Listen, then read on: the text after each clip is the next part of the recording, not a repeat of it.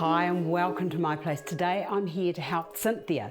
Cynthia has just had a massive redo, reformat, redesign of her kitchen.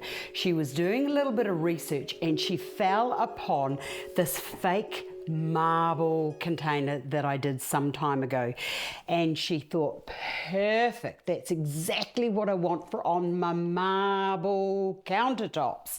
So she's reached out and she said to me, I've done the vase, Astar, and to just let you know about my cheats version of how to create your own marble vase, this is a glass vase, and all I did was to get some marble contact paper, and with a lot of patience I actually fixed it onto here. And you've got to be a little bit careful when you're doing it because it can go all over the place. So just have a look at the tutorial and you'll see just how I kind of nearly mucked it up, but it gives a beautiful, it's just such a lovely visual.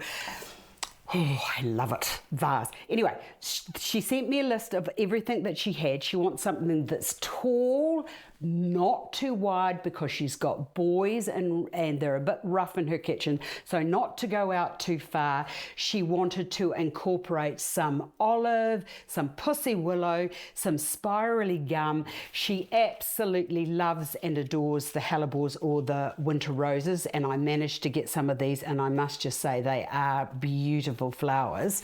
She's got some gypsophila. Well, I could only find a little bit of gypsophila, so we're just going to have to imagine that it's bigger than this, and then just a few pods to go into that. So let us begin.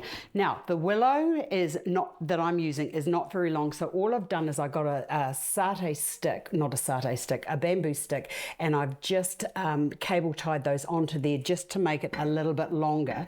Now the reason I've done that too is because this is tall. She wants something that's going to be tall as well, and she wasn't sure about the dimensions. The rule of thumb is 1.5 times the height or the width of the container or thereabouts. So this is tall, so we can go tall, and it's 1.5 times that height or as I said, or thereabouts.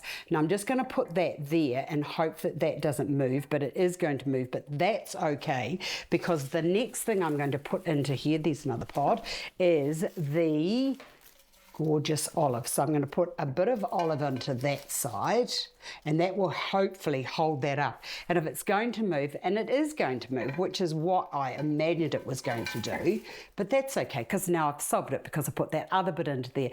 And I love the textures of the lovely olives with the pussy willow, and also the pussy willow has the little pods on the top of it which are actually reflected down through and into the grey tones of the marble.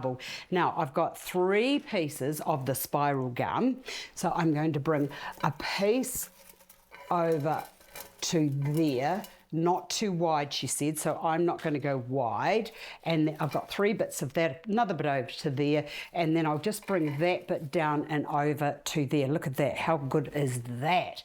Now Cynthia, you can take this out as far as you like or do whatever pleases you, but I'll bring it in because we're working with the artificial. You can do that.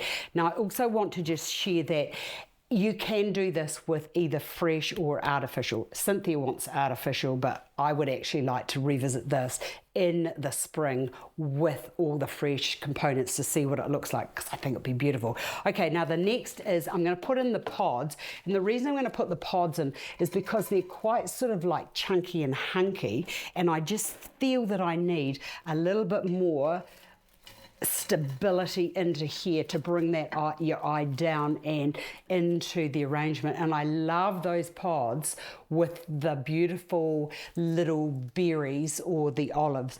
Okay, so that can go to there, and then I'm just going to bring that out, and I'm putting these in with equal distance between all of my placements.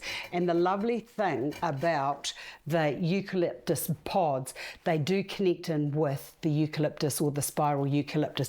Do you know what? I'm just loving this as it is, but I've got 1 more of those, so I'm going to use that. I'll bring that one over and into there like so, and I'll just pull that down a bit like so that you can see those. So, but Cynthia, you just take them in as you like. Now let's just bring in these gorgeous hellebores, and I'm going to just step those down and into the container. And I thought that it would be quite nice to have those. Hold on, I'll show you what I mean. Let me just get that down and into there. Have those a little to one side, but if you wanted to, you could focalize those. But I just think that with the pussy willow going up the top and then those lovely hellebores into there, that's quite a nice look.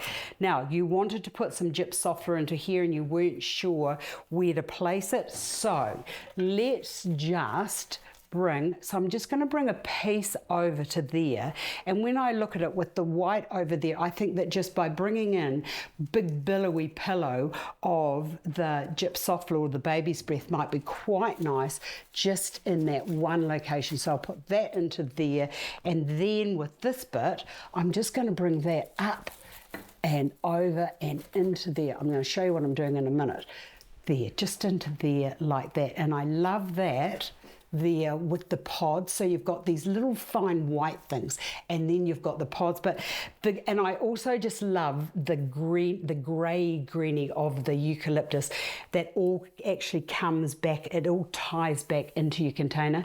So Cynthia, I hope that I have helped you with your design for in your new kitchen, and I really would love to see photographs of it in place when you get it done. Hope I've helped anybody else that's looking for something what to do into marble.